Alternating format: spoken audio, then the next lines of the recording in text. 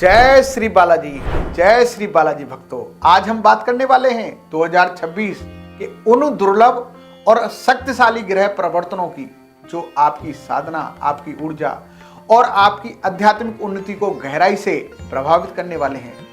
यदि आप ध्यान, मंत्र, योग, तंत्र या किसी भी आध्यात्मिक मार्ग पर हैं या चल रहे हैं तो 2026 आपके लिए एक निर्णायक और रूपांतकारी वर्ष साबित हो सकता है।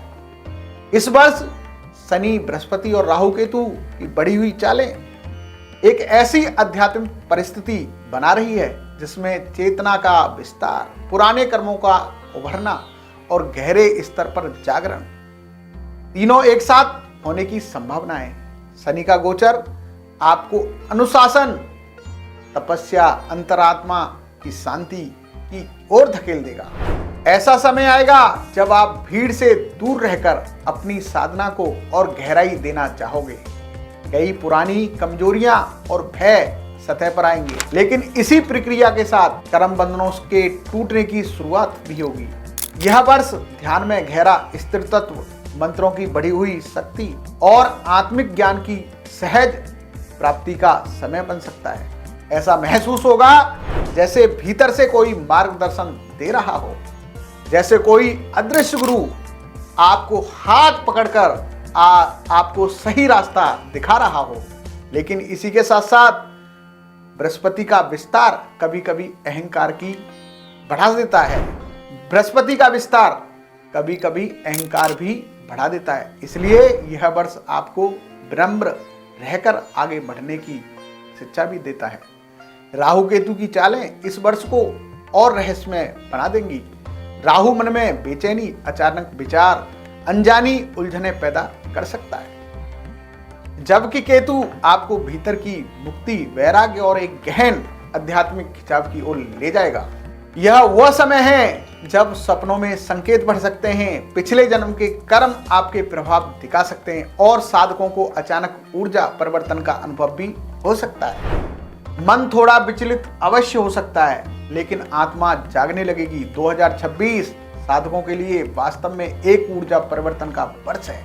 इस साल की गई साधना पहले की तुलना में बहुत तेजी से फल दे सकती है। ध्यान अधिक गहरा हो जाएगा, मंत्र जप और शक्ति बढ़ेगी और तीसरे नेत्र की ऊर्जा सहज रूप से सक्रिय होने लगेगी। यदि आपकी साधना लंबे समय से चल रही है या रुकी हुई है तो यह वर्ष उसे आगे बढ़ाने की क्षमता रखता है।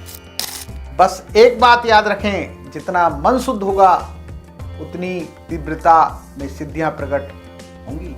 अपने मार्ग पर स्थिर रहने के लिए प्रतिदिन कुछ समय ध्यान में बैठें, भगवान की तस्वीर रखें, उसका ध्यान लगाएं। अपने मार्ग पर स्थिर रहने के लिए प्रतिदिन कुछ समय ध्यान में बैठें, भगवान शिव का ध्यान, जो भी आपके इष्ट देवता हैं उनका ध्यान करें। अपना एक मंत्र चुनें और उसे नियमित रूप से जपें। या तो अपना गुरु मंत्र हो सकता है आपका, या इष्ट देव का मंत्र। सुबह सूर्य को जल देना, पानी पीते समय एक क्षण रुकना या रात में ओम की गूंज करना। जैसे बहुत से लोग साधक हैं सोने से पहले ओम का उच्चारण करते हैं, तो आप ओम का उच्चारण करें। ये छोटे छोटे अभ्यास आपकी ऊर्जा को संतुलित करते रहेंगे। जब ग्रह चुनौतियां दें तब भी अपनी साधना न छोड़ें। ग्रह मन की परीक्षा लेते हैं, लेकिन सिद्धि केवल उसी को मिलती है जो धैर्य और अनुशासन बनाए रखता है।